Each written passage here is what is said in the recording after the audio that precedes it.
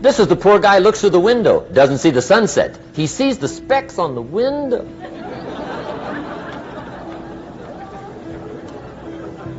And this is the poor guy, right, who rushes up, takes such leave of his senses. This guy rushes up and he says, I've got 5 good reasons why it won't work. He's so dumb he doesn't know all you need's 1. He's got 5.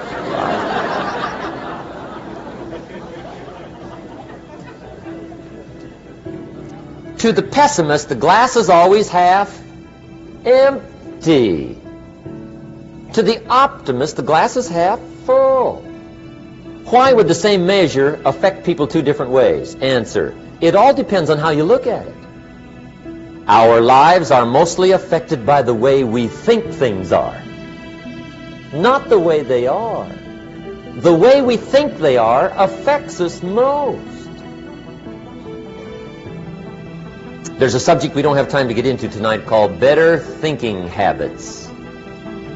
One of the major things Shoaff taught me when I met him, he said, poor thinking habits keeps most people poor. Not poor working habits. Most people work hard, but they don't think hard. And Shoaff taught me that the mind is like a factory, a mental factory. And whatever you think about all day long pours ingredients into this mental factory. And that's what builds the economic, social, financial fabric of your life. He quoted me a Bible phrase that says, as you think, so you become. How awesome.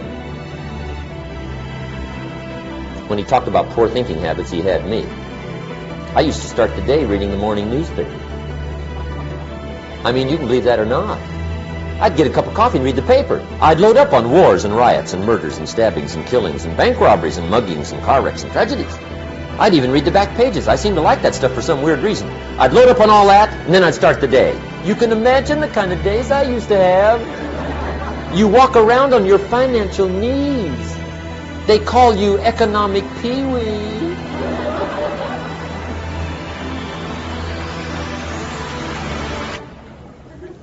The guy says, I want to be a great leader.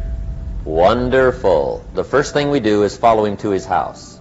When we get there, we walk in and check his library, number 1. Somebody says, well, why check his library?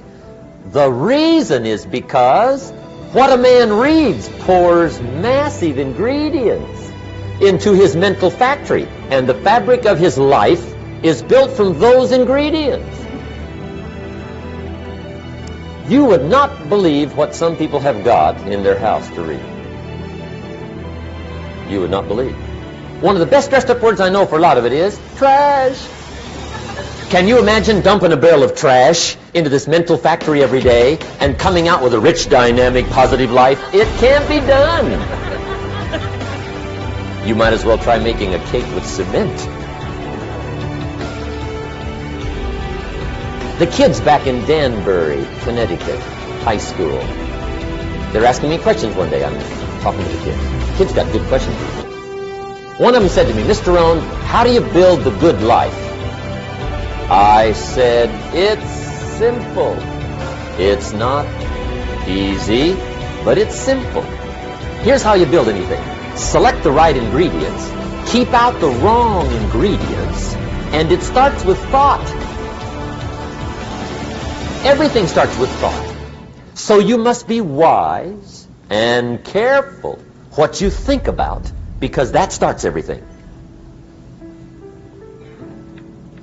You got to be wise and careful. I asked the kids, what would happen if somebody dropped sugar in my coffee? They said, well, you'd be okay. I said, what if somebody dropped strychnine in my coffee? They said, well, you'd be dead. I said, correct. Lesson 1.